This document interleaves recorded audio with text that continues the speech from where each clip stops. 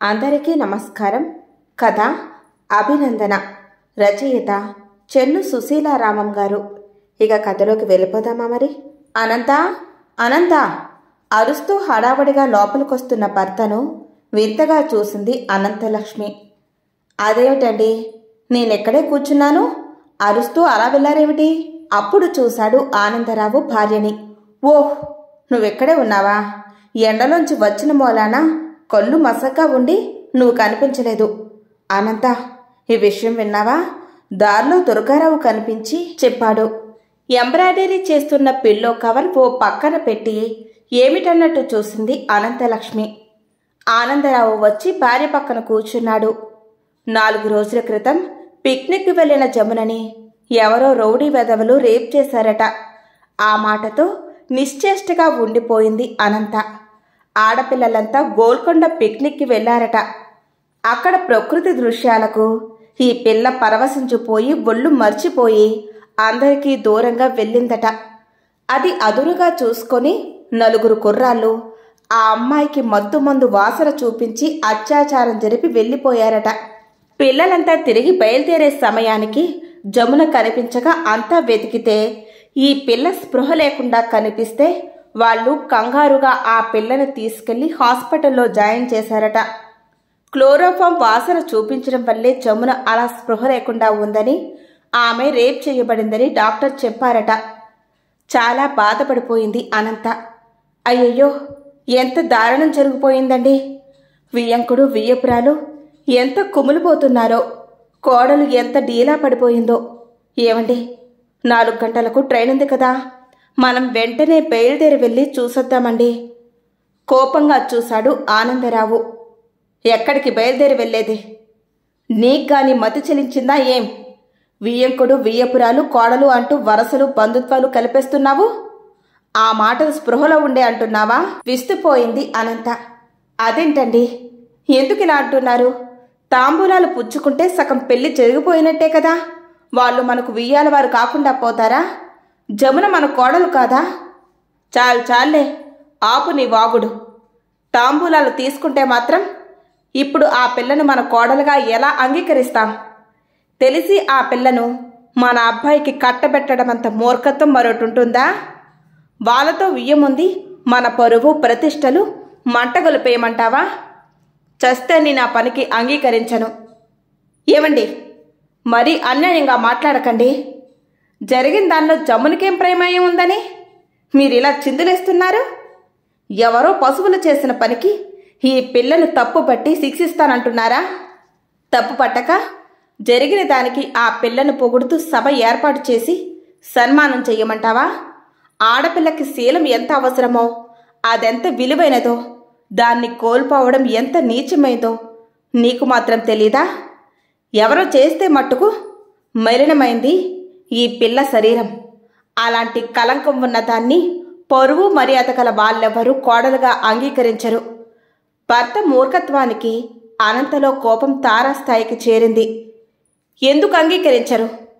నేను అంగీకరిస్తాను. నేనే కాదు, మానవత్వం ఉన్న మనుషులెవరైనా సరే అంగీకరించి తీరుతారు. ఆడపిల్ల తన ఇష్టపూర్వకంగా పెడదెవ పడితే ఆమెను తప్పు పట్టొచ్చు. కానీ ఆమెకేమాత్రం సంబంధం లేకుండా అతి దారుణంగా వంచనకు గురైతే ఆ పిల్లను దోషిగా మాట్లాడితే మాత్రం నేను సహించను. మీకు అంతగా పౌరుషం ఉంటే ఆ పిల్లను పాడు చేసిన పాస్టర్స్ని పట్టుకొని వాళ్లకు తగిన శిక్ష పడేలా చెయ్యండి. చాలే, ఆపింకా నీ ఉపన్యాసం. ఇదేమన్నా సినిమా అనుకుంటున్నావా? నిజ జీవితంలో శీలం కోల్పోయిన అమ్మాయిని పెళ్ళాడటానికి పౌరుషం ఉన్న ఏ మగాడు ముందుకు రాడు. ఆదర్శం అంటూ చేసుకున్నా ఏ చచ్చు వెధవ సుఖంగా ఆ పిల్లతో కాపురం చెయ్యలేడు. అయినా మన అబ్బాయి విషయంలో నీకేమిటి భరోసా? వాడు నా రక్తం పంచుకు పుట్టాడు. చస్తే ఇలాంటి పరువు తక్కువ పనికి సిద్ధపడి ఆ పిల్లను పెళ్ళాడటానికి ససేమిరా ఒప్పుకోడు. వాడిలో నా రక్తం కూడా ప్రవహిస్తోంది. ఆ సంగతి మర్చిపోకండి. వాడు నేను చెప్పినట్టు వింటాడు.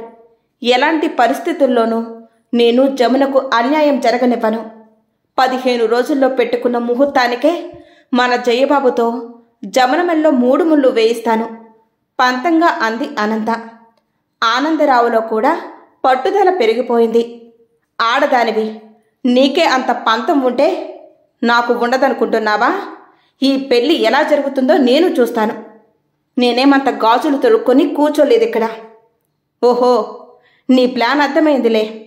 నూతిలో దూకి చేస్తాను, ఊరేసుకొని చేస్తాను అని ఆ అమాయకుడిని బెదరగొట్టేసి వాడి మనసు విరిచి మెడలు వంచి పెళ్లిపేటల మీద కూర్చోబెడదామనుకుంటున్నావు కదూ?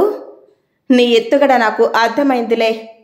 కానీ అనంత, ఇదిగో ఇప్పుడే చెబుతున్నాను, నువ్వు ఏదో రకంగా ఆ పిల్ల మెల్లో మన వాడి చేత్తో తాలి కట్టించినా అది 3 నాళ్ళ ముచ్చటగా చెయ్యకపోతే చూడు, వాళ్ళిద్దరికీ మనస్పర్ధలు సృష్టించి మన వాడితో విడాకులు ఇప్పించి వచ్చిందాన్నే ఆ పిల్లను పుట్టింటికి తోలకపోతే నా పేరు ఆనందరావే కాదు.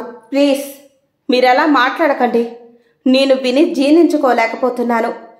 ఒకసారి ఎంగేజ్మెంట్ జరిగి పెళ్లి ఆగిపోయిన పిల్లను, అందులోనూ శీలం కోల్పోయిందన్న ముద్రపడ్డ పిల్లను పెళ్లాడే సంస్కారవంతులు అరుదుగా ఉంటారు.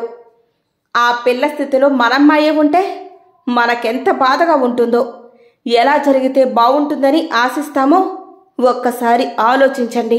ఇంకా మీరు పట్టిన కుందేటికి 3 కాళ్ళని మూర్ఖంగా భీష్మించుకు కూర్చుంటే మాత్రం నేను చేసిందేం లేదు. కానీ ఆ పిల్ల బతుకు మాత్రం అన్యాయం కానీను. జయబాబు మంచి మనసున్నవాడు. వాడు తప్పక నా మాట వింటాడనే నమ్మకం నాకుంది. వినని పక్షంలో వాడు నా కొడుకే కాదనుకుంటాను. మానవత్వం ఉన్న వారైతే మంచి మనసుతో మీరు నన్ను అర్థం చేసుకోండి. ఎవరైనా నోటుకొచ్చినట్టు పేలినా వాళ్లకు సరైన సమాధానం చెప్పి వాళ్ల నోళ్లు శాశ్వతంగా మూయించండి. భర్తకు నచ్చ చెప్పాలని శతవిధాలా ప్రయత్నిస్తోంది అనంత. భార్య చెప్పే కొద్దీ ఆనందరావు మరీ బిగుసుకుపోయి కూర్చున్నాడు. ఇంకా ఆఖరికి అనంత సహనం కోల్పోయింది. ఏంటి, ఇందాక నుంచి మెల్లగా మాట్లాడుతుంటే చెట్టెక్కి కూర్చుంటున్నారు? ఏం, శీలం అనేది ఆడదానికే కాదు, మగాడికి ఉండాలి కదా. ఆ లెక్కన నేను మీకు ఎప్పుడో విడాకులిచ్చి ఉండాల్సింది. ఎందుకలా తెలియని అమాయక చక్రవర్తిలా చూస్తారు? మన పెళ్లి కాని క్రితం మీరు వెలగపెట్టిన బాగోతం నాకు తెలియదనుకుంటున్నారా? అదే సార్, మీరు కాలేజీలో చదివే రోజుల్లో ఓ అమ్మాయితో సినిమాలకు షికార్లకు తిరగడం, ఆమెకు నెల తప్పడం, పెళ్లి ప్రసక్తి వచ్చేసరికి మీ వాళ్ళు కులం, గోత్రం, పరువు, మర్యాద అంటూ ఆమె పెద్దల్ని బెదిరించడం, అంగబలం అర్థబలం ఉన్న మీ వాళ్ళ తాటికి వాళ్ళు నిలబడలేక ఆ అమ్మాయిని తీసుకుని ఎటో వెళ్ళిపోవడం, ఇవన్నీ నాకు తెలియదనుకున్నారా? ఆ లెక్కను చూస్తే మీరు కూడా పెళ్లికి ముందే శీలం కోల్పోయారు. అప్పుడు నేను మిమ్మల్ని వదిలేసి మీకు విడాకులు ఇచ్చేయాల్సిందే కదా. ఆ పని అప్పుడు చెయ్యలేకపోయినా ఇప్పుడు చెయ్యగలను. ఏంటి, దానికి మీరు సిద్ధమేనా? ఆనందరావు వెర్రిమొహం వేసుకుండిపోయాడు. హత్య చేస్తూ పోలీసులకు పట్టుబడిపోయిన హంతకుల్లా ఉందతని పరిస్థితి. ముందు నొయ్యి వెనుక గొయ్యిలా తేలిపుట్టిన దొంగలాగా ఉందతని స్థితి. జమున మాటలా ఉంచి ఈ వయసులో ప్రాణంగా ప్రేమించిన భార్యను దూరం చేసుకోవడానికి సిద్ధంగా లేడతను.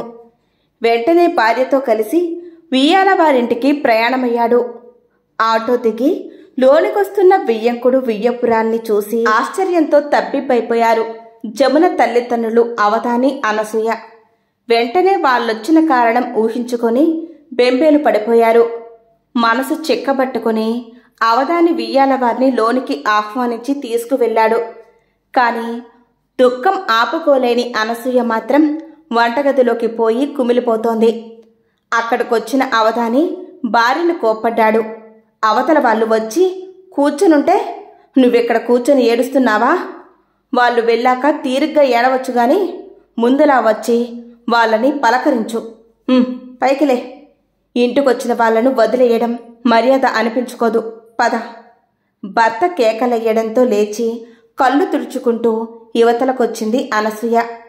అనంతలక్ష్మి ముందు పలకరించింది. ఏమండి వదిన గారు, బావున్నారా? అయ్యో, అదేంటండి మీ కళ్ళు అలా వాచిపోయి ఉన్నాయి? సరిపోయింది. 24 గంటలు బాధపడుతూ కూర్చుంటున్నారా? వదిన గారు, మీరే ఇలా ఉంటే ఇంకా జమున ఎలా ఉంటుందండి? ఏది మా కోడలు కనిపించదే, ఇంట్లో లేదా? ఆమె మాటలకు షాక్ తిన్నట్టయినారు అవధాని, అనసూయ. కోడలు ఏమంటున్నారండి వదిన గారు? నేను సరిగ్గా విన్నానా లేదా? సందేహం తీరక అడిగింది అనసూయ. అదేంటి వదిన గారు వింతగా మాట్లాడుతున్నారు?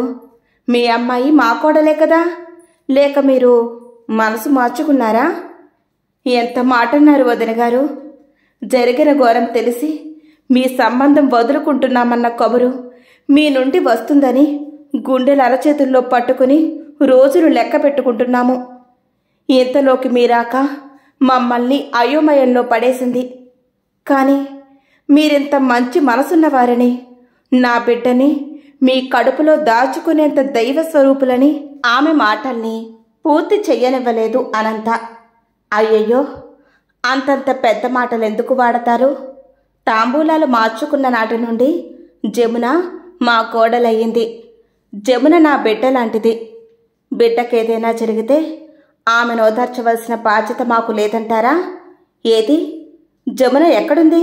గదిలో ఉందా? చనువుగా లేచి అటు నడిచింది అనంత. ఆమెను అనుసరించి వెళ్ళింది అనసూయ. ఆనందరావు 2 చేతులు పట్టుకుని కళ్ళకద్దుకున్నాడు అవధాని. బావగారు, మీ మంచితనాన్ని మాటల్లో వర్ణించలేము. ఇది కళా నిజమా అనిపిస్తోంది. మీలాంటి మానవత్వం ఉన్న సంస్కారాలుండబట్టే ఈ దేశం ఇలా నడుస్తోంది. నా చర్మంతో చెప్పులు కుట్టించినా మీ రుణం తీర్చుకోలేను. అవధాని కళ్ళు 2 నీటితో నిండుకున్నాయి. అవధాని మాటలకు ఇబ్బందిగా ఫీలవ్వసాగాడు ఆనందరావు. అతని మాటలు ఆనందరావు మనసు మీద సూటిగా దెబ్బ కొడుతున్నాయి. అతని మాటలు పచ్చి వెలక్కాయలా ఆనందరావు గొంతు కడ్డం పడ్డాయి. వాళ్ల కృతజ్ఞతలకు అనంతలక్ష్మి అర్హురాలని నోరు విప్పి చెప్పడానికి ఆనందరావుకి అహం అడ్డొచ్చింది. అనంత ఆనందరావు ఇంటికి చేరేసరికి జయబాబు ఆటో దిగుతూ కనిపించాడు. ఎక్కడి నుండమ్మా వస్తున్నారు? కొడుక్కి అంతా వివరించి చెప్పింది అనంత. అమ్మా, ఈ వార్త నేను పేపర్లో చదివాను. అక్కడి సర్కిల్ ఇన్స్పెక్టర్ నా ఫ్రెండే. వాడికి విషయమంతా వివరించి ఆ రాస్కెల్స్ని ఎలాగైనా పట్టుకోమని రిక్వెస్ట్ చేశాను. డ్యూటీనే ప్రాణంగా భావించేవాడు. ఎలాగైతేనేం ఆ దుష్టులను పట్టుకోగలిగాడు. మళ్ళీ తిరిగి ఈ జన్మకి మరే ఆడపిల్ల జోలికి పోకుండా మంచి ట్రీట్మెంట్ ఇస్తానన్నాడు వాళ్లకు. అమ్మా, నేను ఓసారి జమున దగ్గరికెళ్ళి తనకి ధైర్యం చెప్పి వస్తానమ్మా. కొడుకు మాటలు వీణుల విందుగా వినిపించాయి అనంతలక్ష్మికి. అయోమయంలో పడేశాయి ఆనందరావుని. చూసారా, నా పెంపకం ఎలాంటిదనుకున్నారు? మంచి ఎరువు వేసి సక్రమమైన పద్ధతిలో పెంచిన మొక్క సత్ఫలితాన్నిచ్చినట్టే నా బిడ్డకు చిన్నప్పటి నుండి సంస్కారాన్ని ఉగ్గుపాలతో రంగరించి పోసానండి. ఎలాంటి చీడపీడలనైనా తట్టుకుని ఏపుగా పెరిగిన మొక్కలాంటి వాడండి నా కొడుకు. కన్న కొడుకును కళ్ళ నిండుగా చూసుకుంటూ గర్వంగా చెప్పింది అనంతలక్ష్మి. ఇంతటితో ఈ కథ సమాప్తం. మీకు ఈ వీడియో నచ్చితే లైక్ చేయండి, షేర్ చేయండి, కామెంట్ పెట్టండి. మా ఛానల్ని తప్పకుండా సబ్స్క్రైబ్ చేసుకోండి.